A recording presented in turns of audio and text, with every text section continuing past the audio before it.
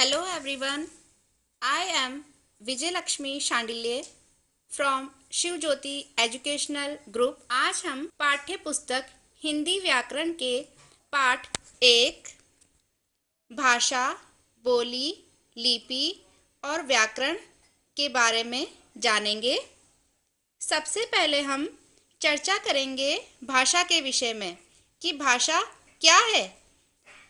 मनुष्य एक सामाजिक प्राणी है, उसे दूसरों के संपर्क में रहना पड़ता है। भाषा के बिना न तो वह अपनी बात समाज के दूसरे लोगों तक पहुंचा सकता है और न ही उनकी बात स्वयं समझ सकता है। इस प्रकार हम देखते हैं कि भाषा मन के भावों या विचारों को प्रकट करने और समझने में एक दूसरे की मदद करती है। भाषा शब्द भाष धातु से बना है। इसका अर्थ है बोलना। भाषा की परिभाषा है मनुष्य जिन ध्वनियों को बोलकर अपनी बात कहता है उसे भाषा कहते हैं। इस प्रकार कहा जा सकता है कि भाषा वह साधन है जिसके द्वारा मनुष्य बोलकर, लिखकर, पढ़कर और सुनकर अपने मन के विचारों तथा भावों का आदान प्रदान करता है। भाषा के दो रूप होते हैं, मौखिक और लिखित।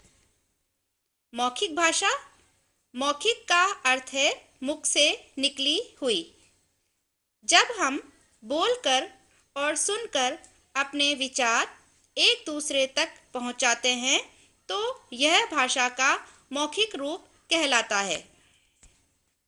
लिखित भाषा, लिखित का अर्थ है लिखा हुआ। जब मनुष्य अपने मन के भावों को लिखकर और पढ़कर व्यक्त करता है तो वह भाषा का लिखित रूप होता है। अब हम चर्चा करेंगे लिपि के विषय में कि लिपि क्या है।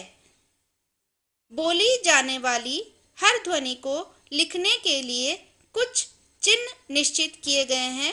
इन्हीं चिन्हों के लिखने के तरीके को लिपि कहते हैं। यहाँ पर हम कुछ भाषाओं की लिपियों की जानकारी प्राप्त करेंगे, जैसे हिंदी, संस्कृत और मराठी। इन भाषाओं की लिपि है देवनागरी। उर्दू भाषा की लिपि है फारसी। अंग्रेजी और जर्मन भाषा की लिपि है रोमन। अब हम आते हैं बोली पर कि बोली क्या है। बोली सीमित क्षेत्रों में बोली जाने वाली भाषा के रूप को बोली कहा जाता है, यानी स्थानीय व्यवहार में अल्प विकसित रूप में प्रयुक्त होने वाली भाषा बोली कहलाती है। बोली का कोई लिखित रूप नहीं होता। व्याकरण। अब हम चर्चा करेंगे व्याकरण पर।